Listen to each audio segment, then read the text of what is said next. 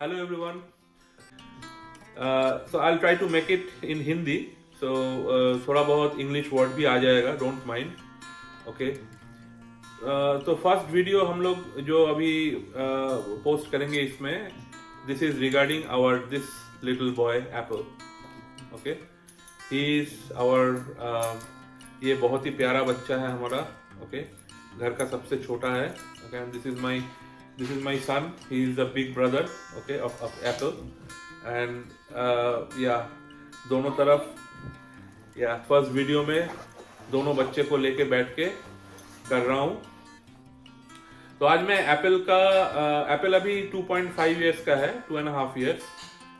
तो उसका जो फूड हैबिट्स है, उसका जो खाने का जो चीज़ है, उसके बारे में मैं कुछ बताना चाहूँगा. मैं बहुत सारे सोशल मीडिया में देखता हूँ, ऐसे फेसबुक या यूट्यूब या बहुत जगह में लोगों में क्वेश्चंस है कि डॉग्स को क्या खिलाना चाहिए, क्या नहीं खिलाना चाहिए. ओके. कितना बार खिलाना चाहिए.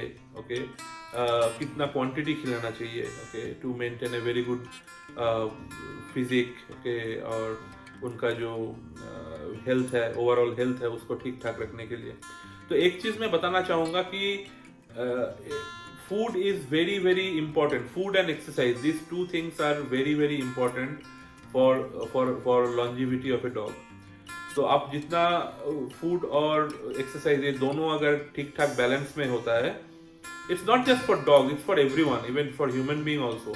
खाना और एक्सरसाइज ये दोनों चीज अगर बैलेंस में रहता है, देन आपका डॉक्टर का बिल भी कम होता है, ह्यूमन के लिए भी, डॉग्स के लिए भी. और जितना कम डॉक्टर का बिल होगा, जितना कम आपका डॉक्टर विजिट होगा या वेट विजिट होगा डॉग्स के लिए या पेट्स के लिए, उतना उसके लिए अच्छा है, उसका लॉन्जिविटी उतना बढ़ेगा. ठीक है. मेरा खुद का एक बैड एक्सपीरियंस है. I had a Labrador retriever back in Kolkata, जब मैं कोलकाता में रहता था in India. He could not live more than 5 years. Okay, so उसका स्टमक में एक प्रॉब्लम आ गया था, which proved to be incurable. Doctor लोग कुछ नहीं कर पाए. ठीक है. पार्टली ये रिस्पॉन्सिबिलिटी मैं वेट लोगों को भी देता हूँ कि ये लोग डायग्नोसिस ठीक से नहीं कर पाए, and they are partly responsible for my Alex. उसका नाम एलेक्स था. माई एलेक्स का जो प्रीमेच्योर डेथ है, उसके लिए वो लोग पार्टली रिस्पॉन्सिबल थे, और पार्टली मैं शायद खुद भी रिस्पॉन्सिबल था, क्योंकि उसका खाने का जो रिजीम था, खाना और एक्सरसाइज का जो रिजीम था, that was not in balance. Okay. उसमें मेरा आई वुड से मेरा थोड़ा बहुत नेग्लिजेंस था. ठीक है.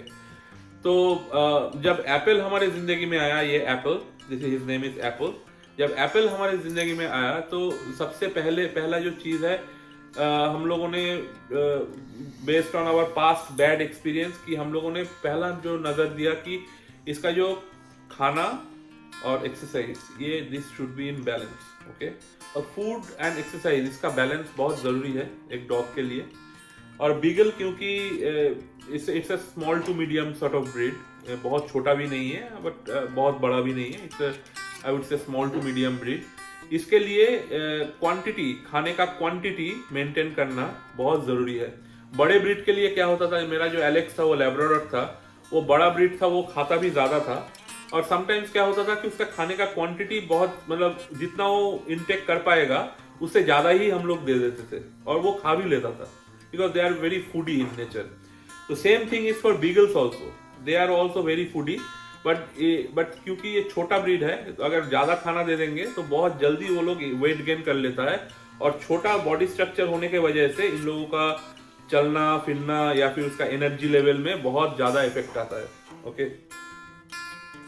तो हम अभी मैं बोलना चाहूंगा कि वेट ने क्या रिकमेंड किया. जब हम लोग जब ये मैं बताना चाहूंगा कि एप्पल जो है, एप्पल को हम लोगों ने कैलकाटा में लिया था.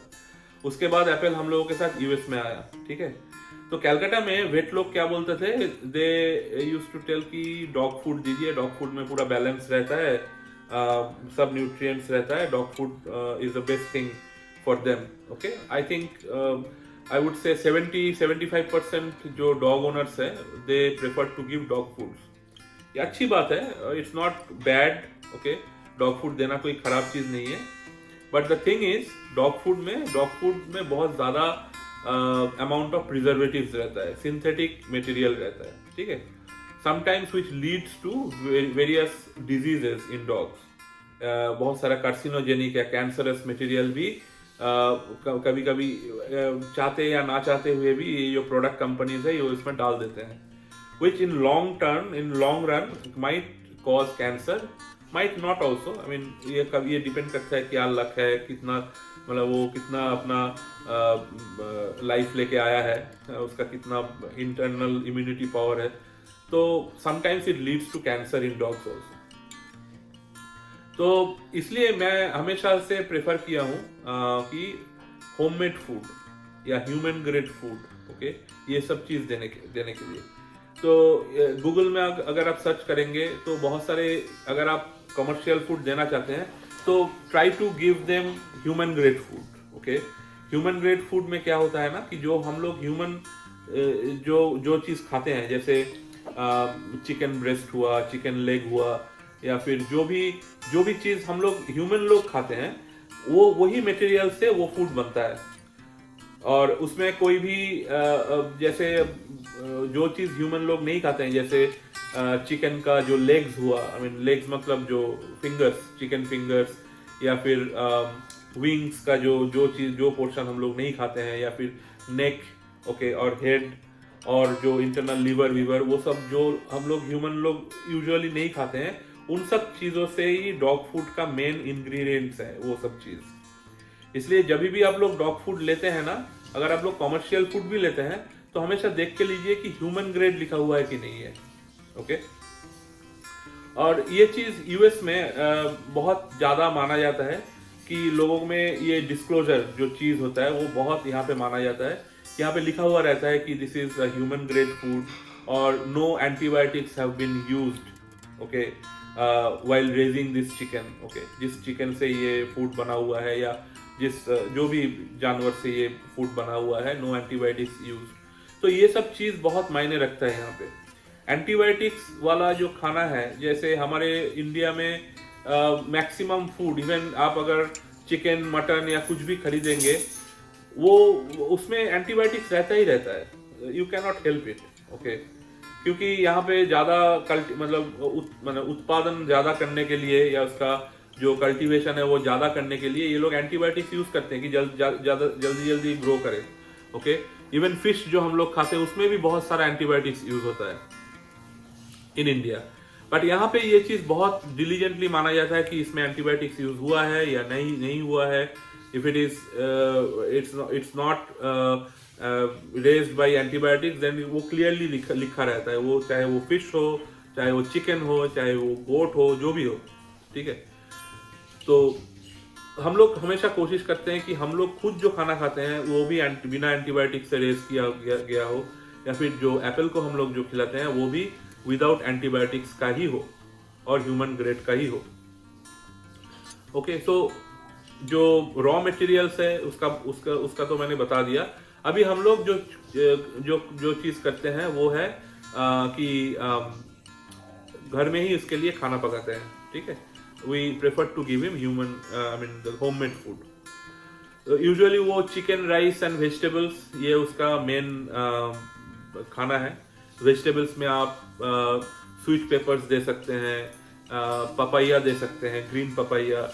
उसके बाद आप थोड़ा बहुत जो पम्पकिन होता है वो दे सकते हैं. बट पम्पकिन का जो क्वांटिटी है बहुत ही लिमिटेड देना पड़ता है. जो पम्पकिन जो है वो आपका उसका पेट जब भी वो बैलेंस में रखता है. उसका पेट अगर बहुत ज़्यादा कॉन्स्टिपेशन है तो उसको लूज करता है पम्पकिन, या फिर अगर बहुत लूज मोशन हो रहा है तो उसको कॉन्स्टिपेट करता है. तो पम्पकिन बहुत ही बैलेंस फूड है, वो एक्चुअली बहुत ही बैलेंस क्वांटिटी में देना चाहिए खाने में. तो apart from that we sometimes जो गाजर, जो कैरेट होता है ना, कैरेट देते हैं हम लोग उसमें. तो these are the few vegetables actually. Okay, so vegetables में यही सब दे सकते हैं आप. कुछ चीज़ है जो आप नहीं दे सकते, जैसे ग्रीन बीन्स आप नहीं दे सकते. ठीक है, या फिर ग्रीन टोमेटो, टोमेटो ऐसे अवॉइड करना ही ठीक है। ओके, कुछ कुछ फ्रूट्स हैं जो कि आप डॉग्स को कभी नहीं दे सकते, जैसे एवोकेडो हुआ, ठीक है, ग्रेप्स, ओके, कोई भी खट्टा चीज़ जो साइट्रिक चीज़ है जैसे नींबू, ओके, ये सब चीज़ आप डॉग्स को नहीं दे सकते, ठीक है। हम लोग यूजुअली क्या करते हैं कि एप्पल को यूजुअली 3 to 4 टाइम्स फीड करते हैं, ठीक है। उसका मेजर दो फीडिंग जो दोनों मेजर फीडिंग है वो है, एक है आफ्टरनून का मतलब जो लंच है, और एक है dinner, okay. These are 2 major foods. तो लंच में हम लोग यूजुअली चिकन राइस और वेजिटेबल्स जो है वो प्रेफर करते हैं, और वो भी बहुत अच्छे से खाता है वो। और एक चीज हम लोग देखते हैं कि लोग जो कुक्ड चिकन जो है उसमें हड्डी भी खिला देते हैं डॉग्स को, which is very harmful. Cooked bone, वो चिकन का हो या गोट का हो या किसी भी चीज का हो, कुक्ड बोन कभी नहीं देना चाहिए डॉग्स को, क्योंकि बोन का जो कंसिस्टेंसी होता है ना, वो कंसिस्टेंसी खत्म हो जाता है जब वो कुक हो जाता है, और वो छोटे छोटे स्प्लिंटर्स में डिवाइड हो जाता है। जब डॉग उसको जो स्वालो करता है उसके बाद उसका जो डाइजेस्टिव सिस्टम है उसमें वो पंचर कर सकता है वो स्प्लिंटर्स, ठीक है। तो which can be very very deadly for dogs, ठीक है। सो कुक्ड बोन कभी नहीं देना चाहिए। हाँ, जो लोग रॉ फीडिंग करते हैं डॉग्स को, जैसे वेस्टर्न कंट्रीज में बहुत सारे लोग रॉ फीडिंग करते हैं डॉग्स को एकदम छोटे उम्र से। मैं भी सोचा था कि यूएस में आने के बाद मैं एप्पल को इंट्रोड्यूस करूंगा रॉ फीडिंग, बट बाद में मैंने वो डिसीजन मतलब वो थॉट प्रोसेस से मैं आ गया बाहर, क्योंकि वो बचपन से जो चीज़ खा के बड़ा हुआ है वो सडनली चेंज करना ठीक नहीं रहेगा। मैंने डॉक्टर से भी बात किया, डॉक्टर ने बोला कि since he is already used to cooked food, और जो आप होममेड फूड या फिर जो भी प्रोसेस्ड फूड से वो already he is accustomed with, so don't change it, okay, don't change it to raw food, okay. It might be, it won't be any problem in the long run, but sometimes it might I mean जो infection हो सकता है पेट में, और कभी कभी वो suit भी नहीं करता है क्योंकि जो बचपन से नहीं खाया है, तो वो सब सोच के हम लोगों ने वो एक्सपेरिमेंट नहीं किया। बट इन वेस्टर्न कंट्रीज मैं जब डॉग पार्क में जाता हूँ एप्पल को लेके, तो most of the dog owners they say they feed their dogs with raw food, जैसे चिकन लेग दे देते हैं, चिकन विंग्स दे देते हैं, कभी कभी टर्की बोन, टर्की लेग दे देते हैं। तो वो सब जो रॉ फूड जो डॉग्स खाते हैं ना, तो raw bone is good for them, they can digest it fully, okay. ये वेट्स भी ये रिकमेंड करते हैं कि कुक्ड फूड में से जो बोन जो चीज है वो निकाल देना चाहिए।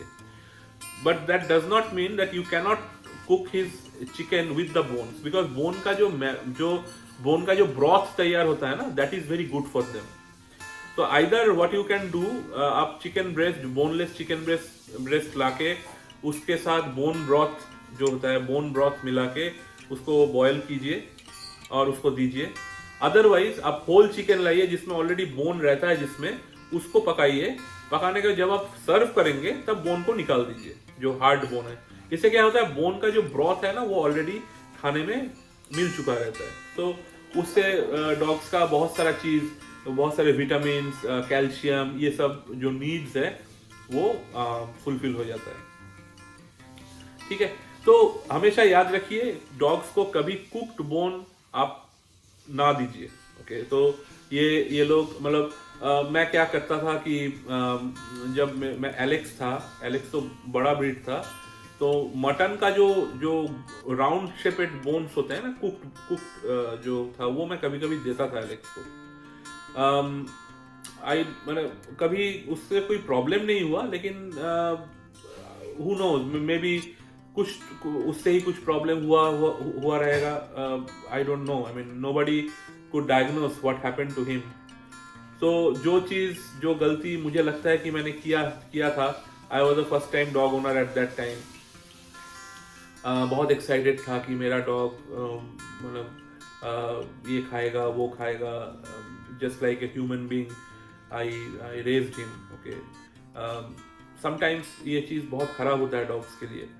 डॉग्स को डॉग्स की तरह पालना चाहिए, आप फुल लव दीजिए उसको, ह्यूमन बीइंग से भी आप ज़्यादा लव दीजिए, दैट इज़ फाइन। बट उसका जो हैबिट्स है, उसका जो चीज़ है, उसका जो नीड्स है, वो ह्यूमन नीड से थोड़ा सा अलग है। ओके, तो उसका नीड के मुताबिक उसको दीजिए, उसका जो जो चीज़ उसको चाहिए, उसका खाना, उसका मेडिसिन, उसका जो डेली एक्सरसाइज, जो रूटीन एक्सरसाइज। में बार बार एक्सरसाइज इसलिए मेंशन कर रहा हूँ कि calorie burning for a dog is very very essential. It is not just for his health, but also for his not just for his physical health, but for his mental health as well. कभी कभी हम लोग सुनते हैं कि dog बहुत ज़्यादा aggressive हो रहा है, घर में बहुत इधर उधर सब कुछ मतलब ये लोग बाइट कर रहा है, आपका जो डिस्ट्रक्टिव नेचर हो रहा है डॉग्स का, वो सब चीज़ ये इसलिए होता है, मेनली इसलिए होता है कि वो अपना एनर्जी कभी कहीं पे रिलीज नहीं कर पाता है, तो वो घर के चीज़ों के ऊपर वो अपना एनर्जी रिलीज करता है. ओके, लेकिन अगर डॉग्स को सफिशिएंट एक्सरसाइज मिलता है, जैसे मैं एप्पल को लेके 3 टाइम्स मैं वॉक पे जाता हूँ, ठीक है. एक तो हो गया मॉर्निंग, एक हो गया इवनिंग के टाइम में, और एक होता है एक नाइट टाइम आफ्टर डिनर.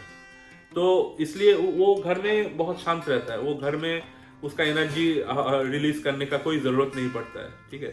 वो ऑलरेडी बाहर में अपना एनर्जी रिलीज करके एक्साइटेड होके फिर लौटता है, आके घर में एकदम ठीक ठाक रहता है, ठीक. तो ये सब चीज़ ध्यान में रखना बहुत ज़रूरी है. डॉग्स आपका बात भी बहुत सुनेगा. अगर उसका मेंटल हेल्थ अच्छा है डॉग का, तो dogs become very good, very well trainable. Dogs का अगर मेंटल हेल्थ ठीक नहीं है तो उसको आप ट्रेन भी नहीं कर सकते, उसको अपना बात नहीं सुनवा सकते.